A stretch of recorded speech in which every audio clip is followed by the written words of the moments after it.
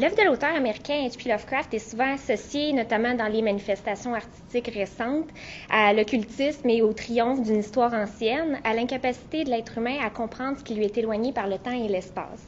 Cependant, la fiction Lovecraftienne est habitée par un savoir technique et scientifique qui est au cœur de l'apparent scepticisme de ses personnages.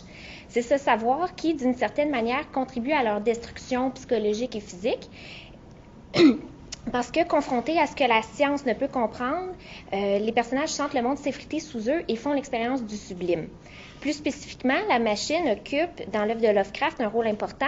C'est grâce à elle que les personnages perfectionnent leur compréhension du monde, pensant s'affranchir de la superstition et du travail manuel, certes, mais c'est aussi à cause d'elle qu'ils entrent en contact avec ce qui les dépasse complètement. Dans le cadre de cette présentation, nous verrons comment les machines, dans les nouvelles Cool Air, publié en 1928, et From Beyond en 1934, contribue à l'horreur dans la fiction Lovecraftienne en nous référant au travail du philosophe Emmanuel Kant dans sa critique de la faculté de juger. C'est un travail que j'avais préalablement amorcé lors de ma maîtrise, donc il y a certains éléments qui vont être pris ici. Nous observerons ainsi comment le sublime contribue à ce que Lovecraft nommait lui-même l'horreur cosmique. Tout d'abord, j'aimerais expliquer en quoi le sublime, contrairement à l'utilisation qu'on peut en faire dans la vie de tous les jours, comment ça diffère du beau. Tous deux présentent certaines similitudes, notamment dans le fait qu'ils plaisent par eux-mêmes et sont basés sur un jugement de réflexion qui suscite un certain plaisir et non pas une connaissance pure d'un objet. Le sublime se distingue cependant du beau en ce que, contrairement au beau naturel qui se retrouve dans une finalité accordée aux formes, on peut aussi le retrouver dans des objets informes. Parce que le sublime proprement dit ne peut être contenu dans aucune forme sensible. C'est une réaction de l'esprit, une réflexion. Kant explique aussi que la satisfaction est, dans le cas du beau, associée à la représentation de la qualité, tandis que dans le cas du sublime, elle est associée à celle de la quantité. Il y a les notions d'infini, de grandeur, tout ça. Le sublime ayant particulièrement place sous le règne de la grandeur et l'immensité, ce que Kant explique très bien, selon moi. Mais quand nous appelons une chose non pas seulement grande, mais grande purement et simplement, absolument, de tous les points de vue, au-delà de toute comparaison, c'est-à-dire sublime, on aperçoit aussitôt que nous ne permettons pas que soit recherché en dehors de cette chose une mesure qui lui serait appropriée, mais seulement en elle. C'est une grandeur qui n'est égale qu'à elle-même, que le sublime ne doit donc pas être cherché dans les choses de la nature, mais seulement dans nos idées, telle est la conséquence. Est sublime ce qui, en comparaison de quoi tout le reste est petit. Donc, avec cette expression un peu pléonastique de Kant, on comprend, même à travers ces mots, une expression sublime. De plus, alors que le beau apporte directement avec lui un sentiment d'intensification de la vie, le sublime est un plaisir qui ne surgit qu'indirectement, c'est-à-dire qu'il est produit par le sentiment d'un arrêt momentané des forces vitales, immédiatement suivi par une effusion d'autant plus forte de celle-ci. Bref, il produit un type de plaisir qui est négatif, qui ne serait pas compatible avec l'attrait. Le sublime suscite de l'admiration et du respect. Il peut même faire violence à l'imagination, comme dit Kant. Il n'en demeure pas moins un pouvoir de l'esprit qui dépasse toute mesure des sens, qui dépasse la connaissance ordinaire du monde en lui ajoutant une profondeur nouvelle. En un sens, le sublime fait réaliser au sujet réfléchissant l'infime place qu'il occupe dans la nature, car il éprouve ici un sentiment de l'impuissance de son imagination à présenter l'idée d'un tout, ce en quoi l'imagination atteint son maximum et, s'efforçant de le dépasser, s'effondre sur elle-même. Le sujet réfléchissant est en quelque sorte placé en situation précaire face au monde qui l'entoure, puisqu'il est incapable de le concevoir dans son entier, de le voir sous toutes ses facettes, mais cette réalisation-là, ça cause une satisfaction émouvante, comme le dit Kant. Encore une fois, contrairement au beau, comme je l'ai dit un peu avant, ça ne se situe pas dans l'objet qu'il suscite, mais dans la réflexion qui est produite, en contact avec ce qu'on pourrait considérer comme un catalyseur. Hier, on parlait d'embrayeur, je trouve que ça peut se rapprocher comme ça, dont la nature peut être liée à l'absolu. Le sublime repose sur une dualité forte, puisqu'il comporte une certaine part de danger, vu que ça ébranle le sujet réfléchissant, le faisant alterner entre attraction et répulsion,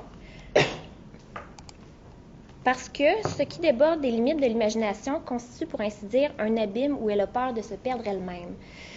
Ça plonge le sujet réfléchissant dans l'éventualité d'un danger potentiel menaçant son existence, menace d'affecter la perception du monde de façon définitive. C'est entre autres pour ça que souvent, il y a des thèses de doctorat qui disent que Lovecraft n'est pas sublime, entre autres pour ces raisons-là, mais on aura l'occasion d'en discuter.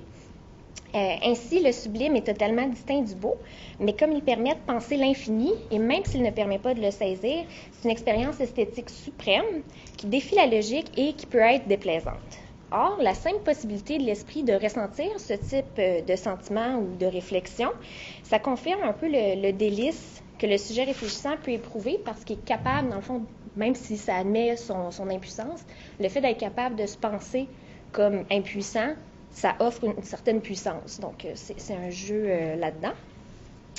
Les objets sublimes élèvent les forces de l'âme au-dessus de leur moyenne habituelle et nous font découvrir en nous un pouvoir de résistance d'une toute autre sorte qui nous donne le courage d'être capable de nous mesurer avec l'apparente toute-puissance de la nature, ce qui les rend plaisants dans l'inconfort qu'ils suscitent pourtant. Finalement, Kant résume bien cette distinction entre le beau et le sublime tout en soulignant le côté contradictoire de ce dernier lorsqu'il dit que le beau nous prépare à aimer quelque chose, même la nature, d'une façon désintéressée, le sublime à l'estimer hautement, même contre notre intérêt. Donc, ça confirme un peu le rapport négatif au plaisir. On apprécie son expérience, même si c'est une forme de violence. En quoi est-ce que ça s'est relié à l'horreur cosmique? C'est que la peur cosmique, telle que décrite par Lovecraft dans son essai Épouvante et surnaturel en littérature, en anglais Supernatural Horror in Literature, se caractérise particulièrement par un vacillement de la réalité du lecteur qui doit avoir l'impression, ne serait-ce que pendant un instant, pendant la lecture, que l'univers n'est pas tel qu'il le concevait, que les phénomènes décrits dans ces récits pourraient arriver. Ce qui, selon moi, s'apparente à un effet sublime. En effet, Lovecraft énonce clairement les limites de la connaissance humaine, qui est un thème très, très important dans son œuvre, lorsqu'il dit que, bien que les dimensions au départ gigantesques de l'inconnu aient été progressivement, mais implacablement réduites au cours des siècles et des siècles, il demeure encore pour l'être humain de véritables gouffres de mystère, ce qui entretient une fascination, voire une fixation sur les objets autrefois mystérieux, accentuant et nourrissant la peur de ce qui est toujours inconnu aujourd'hui. Lovecraft va beaucoup jouer sur ces thèmes-là. Souvent, c'est plus des statuettes anciennes retrouvées dans des ruines et tout, mais on va voir que la machine aussi répond à cette interrogation-là. Cet inconfort par rapport à ce qui reste encore à découvrir dans notre monde est d'autant plus intense que l'être humain qui s'éloigne de plus en plus de la superstition et de la religion met tout l'espoir de sa connaissance du monde dans la science. Celle-ci reste toutefois incapable de répondre à plusieurs questions, juste pour en nommer quelques-unes, celles concernant notre place dans l'univers ou l'existence de vie ailleurs dans l'univers. Le refus croissant de la foi troque une connaissance parfaite du monde proposée par la religion pour une connaissance scientifique imparfaite, incomplète, qui entretient d'une certaine manière la peur de l'inconnu que l'autre combattait, finalement. Bon.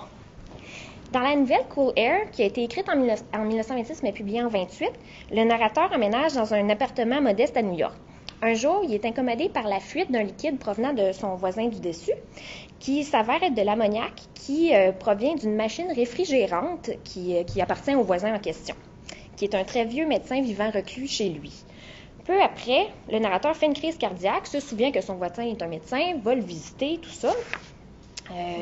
Et il a le temps de se rendre. Puis le médecin, Dr Munoz, le soigne, puis il développe une complicité, une relation. Après ça, le narrateur lui retourne souvent voir son voisin, puis bon, il devient un peu son confident. Un jour, la pompe de la machine refroidissante se brise, puis le médecin, en panique, demande l'aide du narrateur. Ce dernier doit lui apporter le plus de glace possible afin que le médecin prenne des bains glacés. Mais le narrateur doit aussi tâcher de réparer la fameuse pompe pour qu'on puisse rétablir l'air climatisé, finalement. Après plusieurs heures de course à travers la ville pour trouver les matériaux nécessaires, le narrateur revient à l'appartement du vieil homme et il trouve les restes du médecin dans une flaque, ainsi qu'une lettre qui finit par détruire après l'avoir lue, dans laquelle on apprend que le docteur Munoz était mort il y a 18 ans, puis était parvenu à conserver ses restes grâce à un système de refroidissement qui prévenait la putréfaction de ses organes. Donc, horreur. Je parlais avec un mort. Bon. L'une des particularités de cette nouvelle est du fait que, contrairement à l'habitude, ou pas mal la plupart du temps, là, chez Lovecraft, le narrateur n'est pas un scientifique, ce qui est pourtant généralement le cas. Selon moi, ça s'explique par la nature de la nouvelle, qui joue beaucoup avec l'effet fantastique, parce que je pense qu'il serait raisonnable de croire qu'une personne qui aurait des connaissances de base en médecine ou en sciences aurait peut-être plus facilement remarqué qu'il s'adressait à une personne décédée. Voilà. Puis aussi, une personne qui aurait eu des connaissances techniques manuelles aurait peut-être eu plus de facilité à réparer la fameuse pompe. Donc, on n'aurait jamais eu le punch final. La machine qui permet au Dr Munoz d'éviter la putréfaction est décrite seulement sommairement dans le récit, chose que je trouve particulièrement intéressante considérant le fait que Lovecraft est reconnu pour son style qui relève d'une véritable poétique de l'excès. Denis Méliès en a parlé en long et en large dans un chapitre d'un de ses livres. Grâce à quelques descriptions, on arrive toutefois à comprendre un peu de quoi il en retourne, mais vous allez voir, c'est assez sommaire. Ouais. Dr Munoz I had never heard, save for certain sounds as of some gasoline-driven mechanism, since his step was soft and gentle. Un mécanisme. With my aid, he amplified the ammonia piping of his room and modified the pumps and feet of his refrigerating machine till he could keep the temperature as low as 34 degrees and finally even 28 degrees. I asked Esteban to help me with the ice fetching while I obtained the pump piston. Pour ceux et celles qui auront déjà lu Lovecraft et qui seront habitués à ces descriptions très, oui, on va dire baroques de ces monstres tentaculaires venus de l'espace et autres, une description comme ça d'une machine qui est source d'horreur, ça contraste énormément. La machine est donc en apparence bien cela, une machine ordinaire, générique, indifférenciable des machines commerciales qui étaient déjà disponibles à l'époque de la nouvelle. Ça se déroule en 1923, mais des mécanismes de ce genre-là, ça existait depuis 1850 environ. Donc, ça pourrait se retrouver n'importe où, dans un supermarché près de chez vous, pratiquement. La nature même de l'ammoniac, qui revient beaucoup, on insiste beaucoup là-dessus dans la nouvelle, ça offre une possibilité narrative intéressante parce que, en plus d'un réalisme technique, si on veut, c'est absolument pas difficile d'imaginer qu'une odeur particulièrement forte et repoussante comme celle de l'ammoniac pourrait masquer l'odeur de la putréfaction progressive qui afflige le docteur. Ainsi, la machine sera à la fois un moyen de prolonger la vie, oui, mais ça contribue également à un certain camouflage ou subterfuge pour le savant, même si c'est juste partiellement. D'ailleurs, dans la saison chaude, pendant l'été, l'état général du mort-vivant se dégrade, puis celui-ci va chercher à se procurer des épices et encens exotiques pour ajouter à l'ambiance de sa maison. He developed strange caprices, acquiring a fondness for exotic spices and Egyptian incense, till his room smelled like the vault of a sepulchred pharaoh in the Valley of Kings. La comparaison avec l'odeur des célèbres et mystérieux tombeaux égyptiens est particulièrement intéressante, surtout lorsqu'on considère que le narrateur parle nécessairement de cet événement a posteriori, alors qu'il sait que son voisin était mort. Et donc, on peut comprendre que l'odeur de l'encens devait être omniprésente, oui, mais que celle de la mort ne devait pas être très loin, ce que le narrateur sait désormais pertinemment. L'odeur de la mort avait d'ailleurs été suggérée plus tôt dans le récit, alors que le narrateur raconte sa première rencontre avec le médecin. Nevertheless, when I saw Dr. Munoz in that blast of cool air, I felt a repugnance which nothing in his aspect could justify. It might, too, have been the singular cold that alienated me, for such chilliness was abnormal on so a hot day, and the abnormal excites aversion, distrust, and fear. C'est moi qui souligne ici. On peut supposer que c'est le courant d'air froid qui a porté l'odeur à ses narines. Donc non, il n'y a rien de visible qui peut expliquer ça, mais il y a quand même quelque chose. Le style particulier de Lovecraft dans Cool Air en devient donc encore plus intéressant puisqu'au lieu de l'habituelle poétique de l'excès dont on a parlé, ce récit repose surtout sur le non-dit, le non-vu. L'identité du non-mort du médecin est préservée le plus longtemps possible. La machine est pratiquement non décrite selon les standards Lovecraftiens et les éléments d'horreur sont ceux qui relèvent d'autres sens que celui de la vision, surtout le toucher, l'odorat et l'ouïe, le goûter, on va se garder une petite gêne. Ironiquement, les yeux du Dr Munoz sont les premiers organes à cesser de fonctionner lorsqu'ils se réchauffent en sortant de leurs orbites. c'est ces trois sens-là qui traumatisent le lecteur et non ce qu'il a vu et lu dans cet appartement. There are things which it is better not to speculate, and all that I can say is that I hate the smell of ammonia and grow faint at a draught of unusually cool air. Ainsi, l'effet instigé par la machine ne dépend pas de son nature elle-même, mais parce qu'elle est essentiellement banale, mais de ce qu'elle fait. Elle traverse les limites du possible, de ce qui est, et permet au narrateur de comprendre que même derrière les objets en apparence les plus inoffensifs et quotidiens, peuvent se cacher des choses qui ne devraient pas être. L'histoire racontée dans From Beyond, qui a été publiée en 1934, mais qui date de 1920 en fait, est celle d'un narrateur, un scientifique, qui raconte sa relation avec un collègue scientifique et philosophe qui s'appelle Crawford Tillinghast. Ce dernier est parvenu à inventer une machine qui, en stimulant la glande pinéale dans le cerveau à l'aide d'ondes, permet aux êtres se situant à proximité de percevoir ce qui en temps normal serait à l'extérieur du spectre de la réalité. Cependant, comme le prévient Tillinghast, cette machine permet à la fois de voir, mais aussi d'être vue par ces créatures métaphysiques. Puis, après ça, le scientifique révèle que ses serviteurs, dont le narrateur avait préalablement remarqué l'absence, ont disparu dans ce monde parallèle.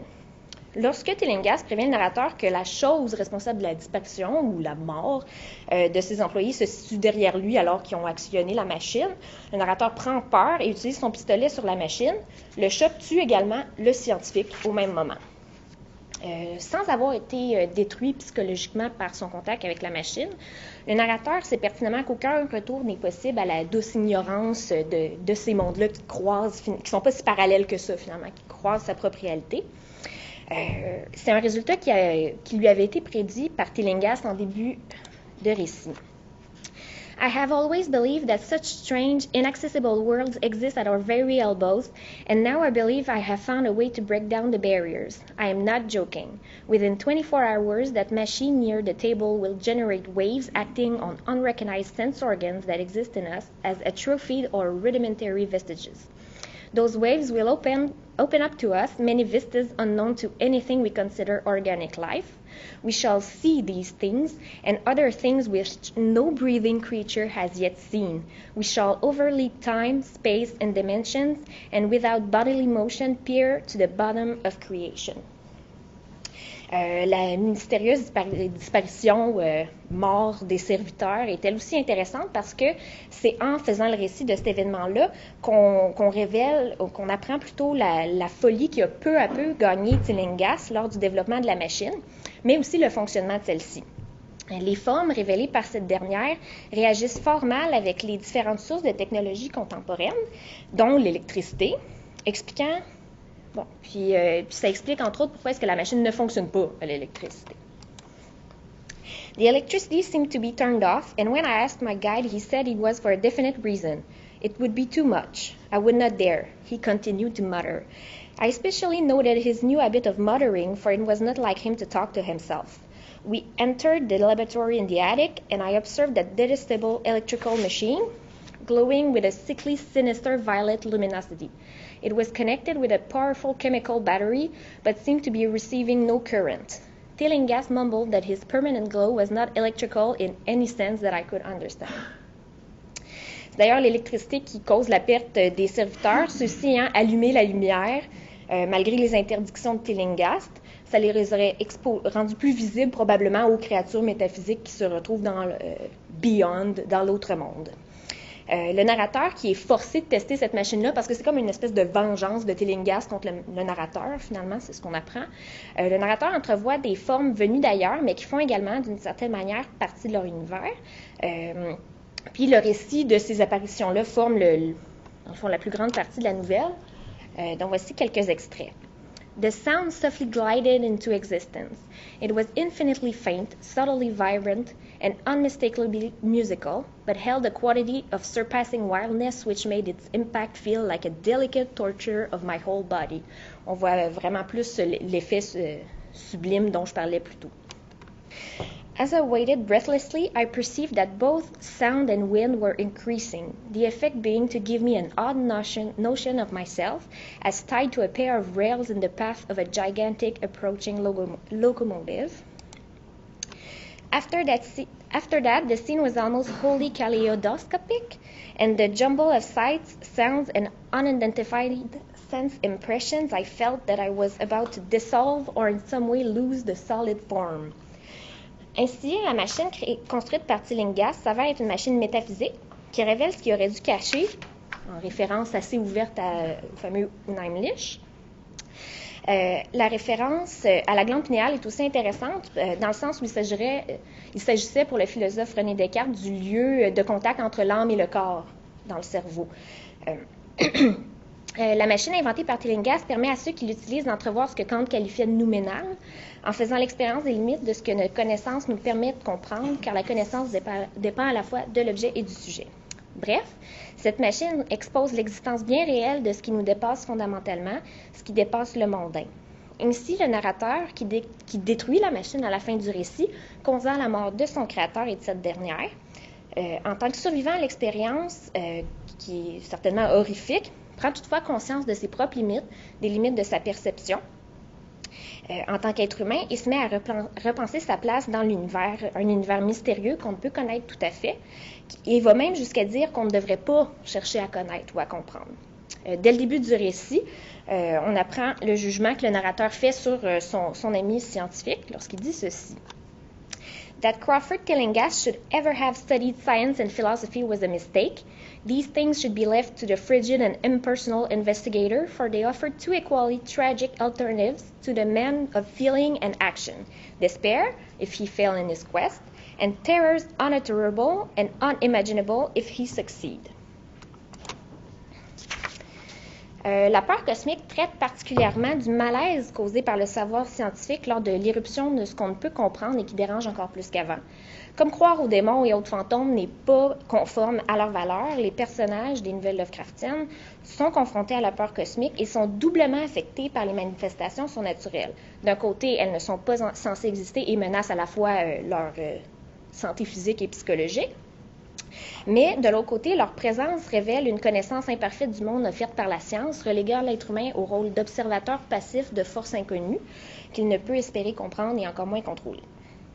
Dans la fiction Lovecraftienne, et notamment dans Cool Air et From Beyond, la machine devient le symptôme de cette science imparfaite qui plonge les protagonistes dans l'horreur cosmique, qui leur fait réaliser l'indifférence de l'univers face à leur existence en les faisant rencontrer des objets qui dépassent les limites de leur entendement et qui les force à revoir leur conception de ce qui est possible. Dans un sens, l'avancement de la technique est seulement une autre manière de révéler la toute-puissance de la nature sur l'être humain.